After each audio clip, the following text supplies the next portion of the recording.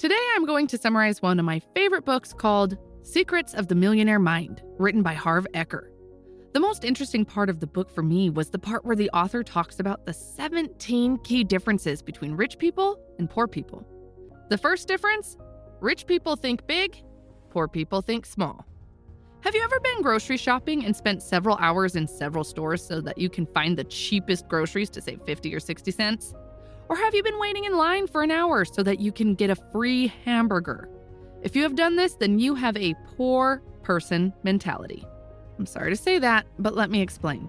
Of course, it is not a bad thing to save money while you are shopping, but this changes when it comes to how much you will save compared to the time you will spend for that saving. If you spend 1 hour to find the cheapest oranges so that you can save 60 cents, then the value of your 1 hour is 60 cents. Compared to this, rich people don't care about saving 60 cents. They understand the value of their time and constantly think about new things they can do so that the value of their 1 hour is equal to $6,000. The second difference: rich people choose to get paid based on results. Poor people choose to get paid based on time. Let me be open with you. No one cares how much effort you put into something. What they care about is the result. Your customer does not care that you have put hundreds of hours into developing a product. Do you think they will buy your low-quality product just because you have put a lot of effort into it? Of course not. What they care about is the result. If it is good, they will buy it even if you have spent a few hours on it. For example, you don't care how much effort and time I have put into this video. If the video is good, you'll keep watching. If not, you'll just click on another video. The fact that I have spent over 100 hours on this video is irrelevant. The fact that I made a mistake and because of that had to spend extra time is irrelevant. You really don't care about any of that. You would never say, "Let me watch this low-quality video because 100 hours work has gone into making it." It is about the result, not the effort or time spent. The author says if you want to know your true value, then work for the result, not the salary. Rich people believe in their value and in their ability to deliver results. Poor people don't, and that is why a steady salary is very important to them. Third difference: rich people think both. Poor people think either or. Poor people feel that there's not enough and you can't have everything. Rich people think there is plenty for everybody and you can have everything you truly want. Poor people believe in scarcity. Rich people believe in abundance. Do you want a successful career or a close relationship with your family? How about both? Do you want to focus on business or have fun and play? How about both? Do you want a blonde girlfriend or brunette? How about both? The last was a joke, but you got the point. Rich people always want both. Poor people always choose one. Poor people see the world as cake and believe that everybody will take a slice and the cake will be over soon. On the other hand, rich people see the world as an open buffet. Once something finishes, the waitress will add more and you can eat as much as you want. Poor people believe that they have to choose between money and other aspects of life. Do you have to choose between money and happiness? No, of course not. Money is important and happiness is important as well. You can have both. Many people have negative feelings about being rich. They think that becoming rich makes you evil. That is why they think they have to choose between being rich and being a kind person. So they choose to be kind and stay broke. You've probably heard someone saying, "That person really changed after he became rich," or "Money changed this person a lot." I believe that money does not change you. Money makes you more of what you already are. If you are a kind person, money makes you a rich kind person. If you like helping other people, money gives you the option to help even more people. On the other hand, if you are a jerk, money makes you a rich jerk.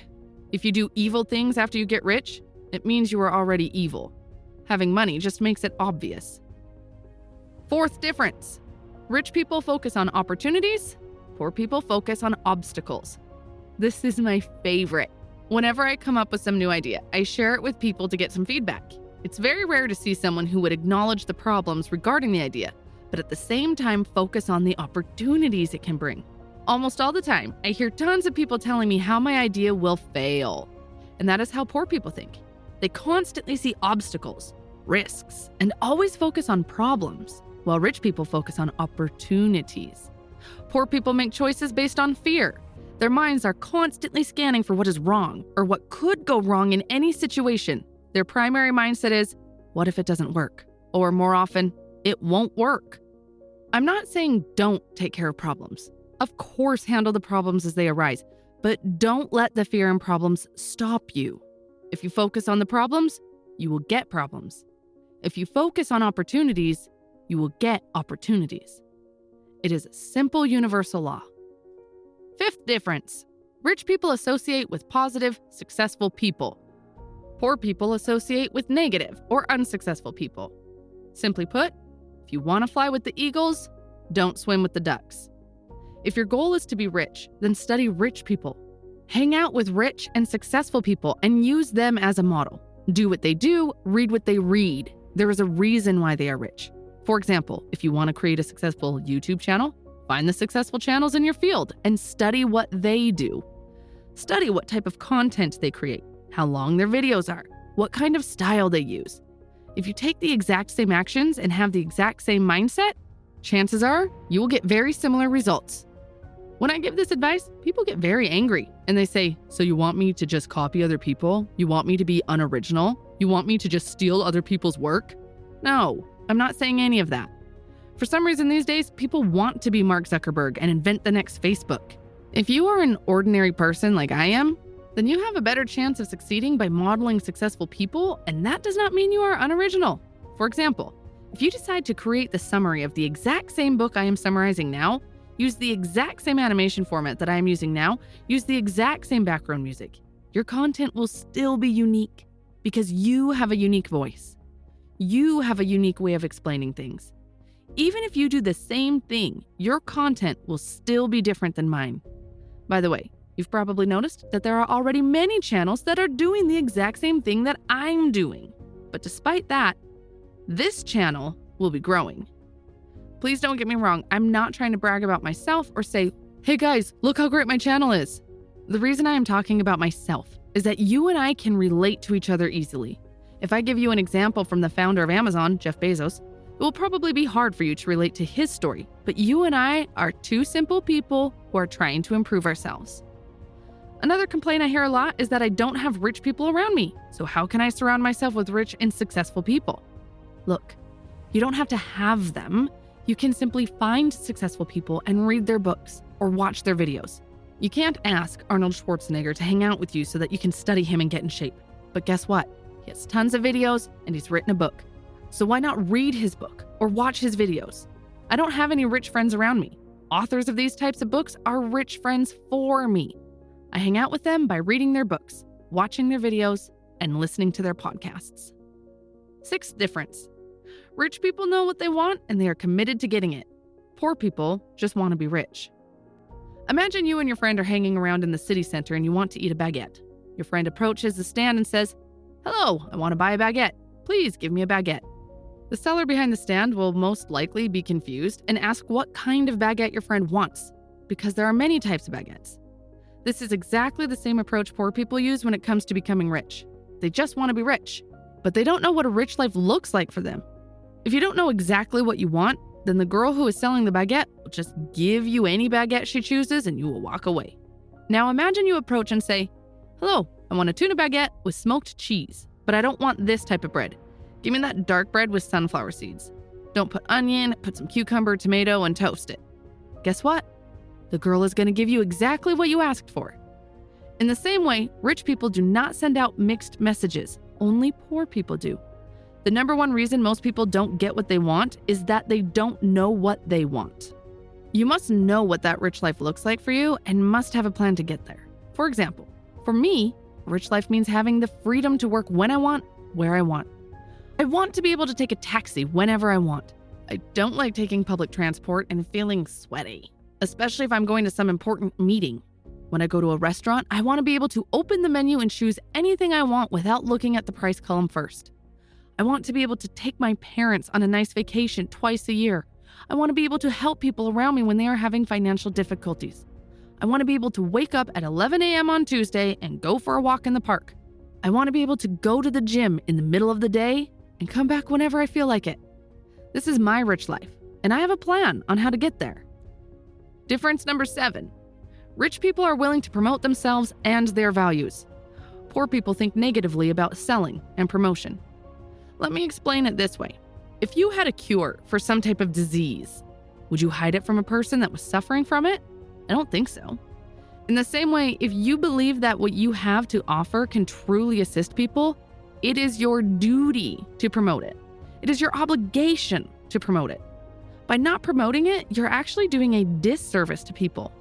Maybe the product you're selling is the product that can change my life, but if you're not promoting it, then I'm losing the chance to change my life. Resenting promotion is one of the greatest obstacles to success. People who have issues with selling and promotion are usually broke. How can you create a large income in your business if you aren't willing to let people know about your product or service? Whatever work you are doing, you need to be good at selling and promotion. Almost every aspect of our life involves selling. For example, when you are trying to convince your partner to go to a restaurant instead of shopping, you are selling. When you are trying to convince your daughter to study, you are selling. In fact, right at this moment, I am selling. I am selling you my video, and you are paying for it with your time. You are paying with minutes from your life, and I'm not ashamed of selling you my video. I am not ashamed to promote it and ask you to hit the like button and subscribe because I know that ideas from these types of books can really help you to change your mindset. Difference number 8. Rich people believe I create my life. Poor people believe life happens to me. If you want to create wealth, it is important that you believe that you are the one behind the wheel.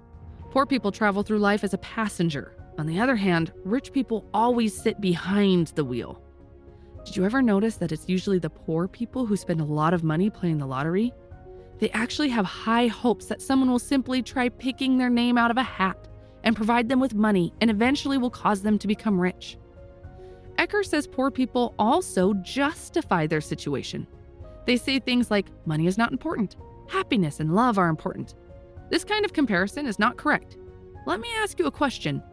Is your leg important or your arm? You're probably saying, what kind of a dumb question is that? Of course both of them are important. You're absolutely right. Both of them are important in the same way money and happiness are both important. Money and love are both important. Food and water are both important.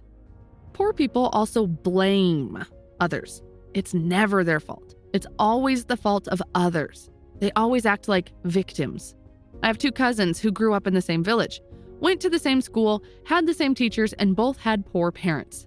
Today, one of them is very successful, and the other one is not. And the most interesting part is that both of them use the same reasons for their current situation. Poor cousin blames the bad education system, poor parents, government, and the system for his failure. On the other hand, rich cousin used the same reasons to become successful. He said, I knew that the school system was bad and my parents were poor, and because of that, I started to educate myself and learn new things. He doesn't blame anyone or anything. Another reason the poor are poor is that they complain. When people complain, they focus on what's wrong with their life. What you focus on expands, so they keep getting more of what's wrong. Difference number 9. Rich people manage their money well, and poor people mismanage their money. Money is just a tool, like your computer or telephone, which requires you to learn how to use it. We spend many hours learning how to use the computer, but when it comes to money, people ignore this simple fact and don't want to pick up a book and learn how money functions and how to manage it. To me, this one is crazy because money is something we sell our life for by working 9 to 5 every week. But when it comes to learning how to manage it, so many people fail. With the amount poor people complain about their financial situations, you would think it would make sense to learn the basics of money. But that is almost never the case. Rich people are not any smarter than poor people. They just have different and more supportive money habits. To master money, you must manage money. Saying, I'll start managing my money as soon as I have money is like an overweight person saying, I'll start exercising and dieting as soon as I lose 20 pounds. First, you start properly handling the money you have. Then you have more money to handle. If your son can't even handle and maintain his bike, would you buy him a car? Of course not. The same logic applies to the universe and you. The universe says, until you show you can handle what you've got, you won't get any more. The author says even if you borrow money to live, you still need to learn how to manage that money. The more important thing is to exercise the money management muscles so that it becomes a habit. Building the habit first is very important. For example, if your goal is to go to the gym every morning so that you can do squats with 100 kilos, you first need to learn how to lift a 1 kilo blanket before lifting a 100 kilo weight. If you don't have the habit of lifting the blanket and getting out of bed, then there is no way you would reach your goal. To manage your money well, the author recommends creating 5 accounts: an investment account, a play account, an education account, a give account, and an expense account. You have to put 10% of your after-tax income into your investment account. That is the account that is going to create the goose that lays the golden eggs. Ecker recommends also putting an equal amount, 10%, into your play account. Money in the play account must be spent at the end of the month on fun activities. You should spend this money in a way that helps you feel rich and happy. If you always keep saving, eventually the part of you that seeks fun will sabotage your other accounts. Difference number 10. Rich people are bigger than their problems. Poor people are smaller than their problems. The secret to success is not to try to avoid or get rid of your problems. The secret is to grow yourself so that you are bigger than any problem. It doesn't matter if you're rich or poor, you're going to face problems. The size of the problem is never the issue. What matters is the size of you. The bigger the problems you can handle, the bigger the business you can handle. The bigger the responsibility you can handle. The more employees you can handle, the more money you can handle. The things we call problems are actually only situations. We make them a problem. Respectively, some people make it a problem, others don't even get affected. How can it be that the exact same situation is a problem for one, but not for another? It depends on the person. It depends on you.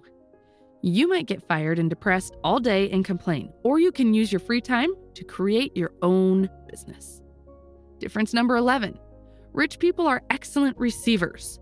Poor people are poor receivers. A poor receiver is a person that cannot receive well. And what do we receive? We receive praise, compliments, money, gifts, and many other things. Many of us have trouble receiving such things. The author says that we are conditioned that way. We grew up and heard things like, "That's wrong. You're not making it right. What did you do?" These sentences all strengthen the feeling of not being good enough, and not feeling good enough is one reason that we are poor receivers. From now on, take everything someone offers you. If someone tells you that you're looking good, then say thank you, instead of, "What? No, I look horrible today." It's as simple as that. Just say thank you and receive your compliment. Ecker says, "It's funny. When I was broke and I saw a penny on the ground, I would never bend so low to pick up a penny. Now that I'm rich, however, I pick up anything that even looks like money. Then I give it a kiss for good luck and declare out loud, 'I am a money magnet. Thank you, thank you, thank you.'" Difference number 12. Rich people play the money game to win. Poor people play the money game to not lose. In sports, teams that strictly play defense and have no offense have a hard time winning. Unfortunately, most people play the money game on defense, where their primary concern is survival instead of wealth and abundance. Poor people want to have enough money to pay bills. The intention is a very important thing, and when your intention is to have enough money to only pay the bills, guess what? That's exactly how much you'll get. Nothing more. You have to aim high. You must shoot at the stars so that you can at least hit the moon.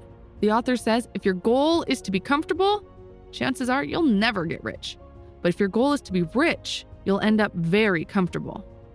Difference number 13. Rich people have their money work hard for them. Poor people work hard for their money. Ecker says, "I agree that you do have to work for your money, but for rich people, this situation is only momentary. For poor people, it's unending. Rich people believe that for your money to work hard and take your place, you have to work hard first. They also know that the more your money works, the less amount of work you will have to do.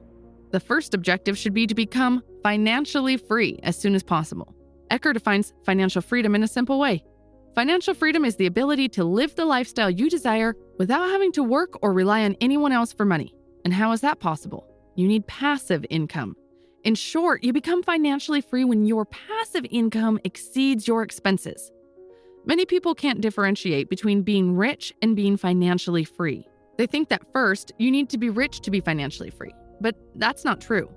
Financial freedom comes first because it's easier and faster to do. Let me ask you a question. Is it easier to climb a ladder that has only 10 steps or a ladder that has 1,000 steps? Of course, the 10-step ladder is easier, right? By using this analogy, we can say that becoming financially free is like climbing the 10-step ladder, and becoming rich is like climbing the 1,000-step ladder. First, try the easier goal and be financially free. Once you have the passive income coming and you don't have to work for anyone, then you can use this free time to become rich. Ecker says in his seminar, one of the students realized that if she simply rented her flat and moved to a cheaper place, her passive income from the rent would be enough to cover all her expenses. Plus, she could even save some money. And that's exactly what she did. She rented her flat, moved to a cheaper and more exotic place, and became financially free. Only then she started building her business and becoming rich. So first, focus on the 10-step ladder and creating enough passive income so that you don't have to work for someone.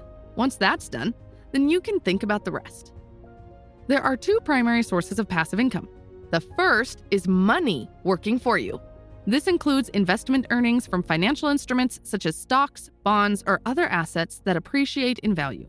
The second major source of passive income is business working for you. This entails generating ongoing income from businesses where you do not need to be personally involved for that business to operate and bring you income. The simplest example of this can be real estate. Difference number 14. Rich people focus on their net worth, poor people focus on their working income. When it comes to money, the common question that people ask is, how much do you make? The question, what is your net worth, is rarely heard. A small number of people talk this way. Wealth is measured by net worth and not by working income. It has always been like that and always will be. To find out your net worth, all you have to do is add up the value of everything you own, along with your cash and investments like stocks, bonds, real estate, the present value of your business if you have one, as well as the value of your residence if it is your own, and then subtract everything you owe. Net worth is considered the ultimate measure of wealth because, if required, what you own can be turned into cash. After you calculate your net worth, draw a vertical line on a page. Put 0 to the bottom of the line, and to the top of the line, write your desired net worth. Let's say $1 million.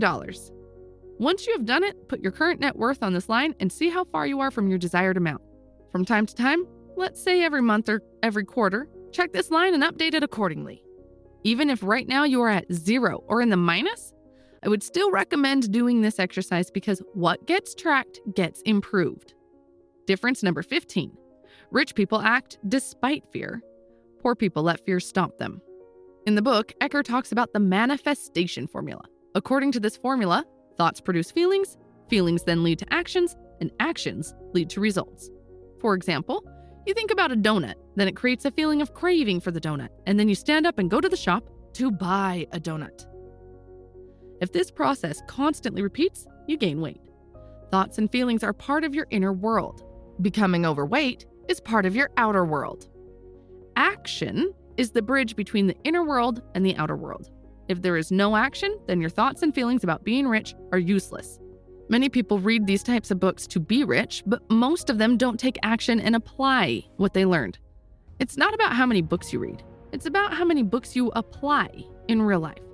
Reading but not taking action is like watching the picture of the girl you like on Facebook all day instead of going and talking to her face to face. If action is such an essential role in achieving success, then what is keeping us from taking these actions? Fear. Fear, doubt, and worry are the most common barriers, not only to success, but also to happiness. One of the biggest differences between rich and poor people is that the rich are still willing to act even if they feel fear, even if they are uncomfortable. Poor people, on the other hand, allow fear to stop them. They don't want to feel uncomfortable. If you are only willing to do what is comfortable, life will be uncomfortable. But if you are willing to do what's uncomfortable, life will be pretty comfortable. Fear and discomfort should not stop you. Fear is a product of the mind. Your mind is a fear detector, not a success detector. The moment you start doing something uncomfortable, your mind will show you tens of horrible cases to stop you. Our mind is the greatest horror script writer. Training and managing your own mind is the most important skill you could ever own. If you want to learn how to control your mind, I would recommend starting to meditate and reading a book called The Power of Now, which I have also summarized on this channel. There is also a video about managing your fears, which I covered when I was summarizing the book called The Magic of Thinking Big by David Schwartz. I will put links into the description for both videos. Difference number 16. Rich people constantly learn and grow. Poor people think they already know. Ecker says that the 3 most dangerous words are I know that. The question is, how do you know that you know something? Here's the answer. If you live it, you know it. Otherwise, you heard about it, you read about it, or you talk about it, but you don't know it. Frankly, if you are not rich and happy, there's a good chance that there's still a lot of things you can learn about money, success, and life. Consider this.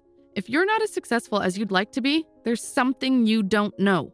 If you are not rich, it means that there are a lot of new things that you need to learn and apply. If you keep doing what you've always done, you'll keep getting what you have always got. Difference number 17. Rich people admire other rich and successful people. Poor people resent rich and successful people. When I was in high school, there was a very rich man, and whenever I saw him passing through our neighborhood with his new Mercedes, I could hear many negative stories about his luxurious life. Whenever I asked around if they knew what he did for a living, no one was able to give me a precise answer, but almost everyone assumed that what he was doing was some criminal work and that he was evil. Several years later, I had a chance to talk to this person when I was doing my internship, and I learned that most of his childhood had passed in poverty, which motivated him to work harder, and eventually he became a CEO. After knowing this person and hearing his life story, I realized that poor people often look at other people's success with resentment, jealousy, and envy. This was the last difference. Please put your favorite idea or lesson from this video into the comment section. If this video helped you even just a little bit, don't forget to hit the like button. It helps the channel a lot and motivates me to summarize more books. Thanks for watching.